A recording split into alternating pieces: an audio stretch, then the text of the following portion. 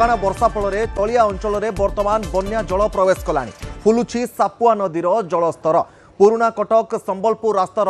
गोड़ीझरिया bypass छकरे जड़े bike चालकर गाड़ी रास्ता उपरे भासी जाइथिला आ निकटरे थिबा गोटे होटेल में 6 जन व्यक्ति फसी रही घटना संपर्क में तिगिरिया दमकल बाहिनी को खबर दिया पर दमकल बाहिनी सदस्य माने आसी सफलतार सहित लोक उद्धार करिथिबा सूचना रहुछि। तेज आठगड़ और तिगिरिया अंचल में लगाण लघुचाप जनित वर्षा लगी रही फल तलिया अंचल में बर्तमान वर्षा कलबल कलानी सापुआ नदीर जलस्तर बर्तमान धीरे धीरे वृद्धि पाइबारे लागिछि। पाखापाखि 50 वर्ष भितर सापुआ नदी में एते मात्रा जलस्तर वृद्धि पाइबा स्थानीय लोक मैंने केबे भी देखि नथिबा किछि लोक कहउछन्ते। पुराना कटक संबलपुर रास्तार गोड़ीझरिया बाईपास छकरे जड़े बाइक चालकर गाड़ी रास्ता उपरे भासी जाइथिला। या सहित निकटरे थिबा एक होटेल में 6 जन व्यक्ति फसी रही आ घटना संपर्क में जितेबाला तिगिरिया दमकल बाहिनी को खबर दि जाइथिला दमकल बाहिनी तुरंत पहुंची होटेल भितर फसी रही लोक सुरक्षित भाव में उद्धार करा जाइथिला। केभली भाव में गोटे बाइक प्रबल मात्रा आसीथिबा लगाण वर्षा फल बन्या परिस्थिति सृष्टि होइतिला एवं लगाण वर्षा फल एभली किछि परिस्थिति सृष्टि होइछि। आठगड़े लघुचाप जनित लगाण वर्षा फल गोटे होटेल में 6 रु अधिक लोक फसी रही आउ गोटे स्थान में गोटे बाइक भासी जाइथिला। परवर्ती समय अग्निशम विभाग अधिकारी माने खबर पाई होटेल भितर फसी रही लोक सुरक्षित भाव में उद्धार करिथिबा सूचना रहुछि।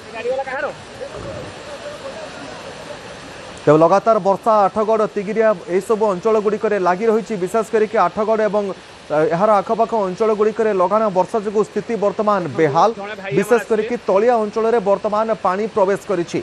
सुशांत रही प्रतिनिधि आठगड़ सुशांत बर्तमान जहाँ चित्र देखुचु ए घटनाटी केते बेलर एवं गतकाली रातिर चित्र जना पड़ुछि राति केते बेले घटना घटिथिला एवं अग्निशम विभाग अधिकारी केउ भली भाव में लोक उद्धार करथिले। सुशांत हाँ देखो तपन ए जो चित्र देखुं चित्र गतकाली रातिर एवं जो रही चिरुगु भिरुड़ा छक रही भिरुड़ा छक अंचल ए दृश्यटी रही किछि लोक गोटे ढाबार फसी रही अंपटे जड़े बाइक आरोही जाऊा समय बाइक भासी जाइथिला प्राय 6 रु 7 जन से ढाबार रही रहा पर अग्निशम बाहिनी को खबर दि जाइथिला। खबर दि अग्निशम बाहिनी योद्धा मैंने आसी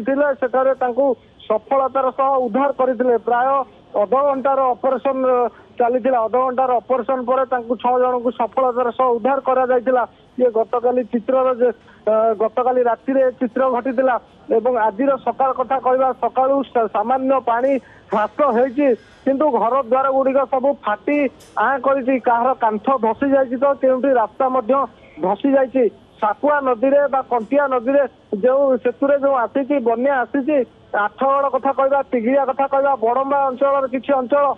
बहु चाष जमी गुड़िक क्षयक्षति करने सह बहु जनसाधारण प्रभावित होइछन्ति ताकू नहीं बर्तमान कल्पना जल्पना जारी रही प्रशासन किसी जगार पहुंची रंधा खाद्य बंटन करुच्ची तो सुखिला खाद्य बंटन करुच्ची स्थानीय नेता माने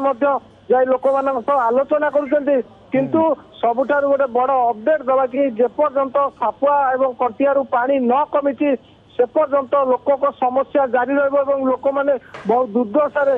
सुशांत जहाँ खबर रहुछि जहाँ स्थानीय लोक मानकर किछि प्रतिक्रिया आसुछि जे सेमाने पाखापाखि 50 वर्ष भितर सापुआ एवं कंटिया नदी में एभली पानी केबे भी देखि नथिले बर्तमान सापुआ नदीर जलस्तर केमिति रहिछि से संपर्क में कौन सूचना रहुछि?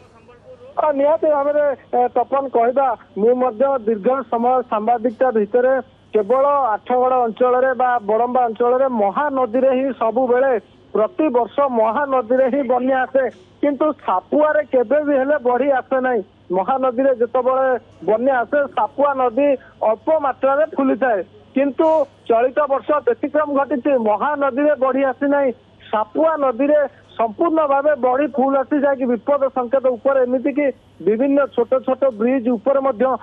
पानी चलुची जहाँकि कहीपर जो स्थानीय अधिवासी मैंने रही आठगड़ इच्छापुर कथा कहवा आठगड़ गदासाई कथा कहवा एमती बहु लोक रही जे कि अभिज्ञ लोक रही से मत 50 वर्ष 50 वर्ष ऊर्ध्व समय भितर एमतिया बढ़ी देखी ना ଗତକାଲି ଯେତିକି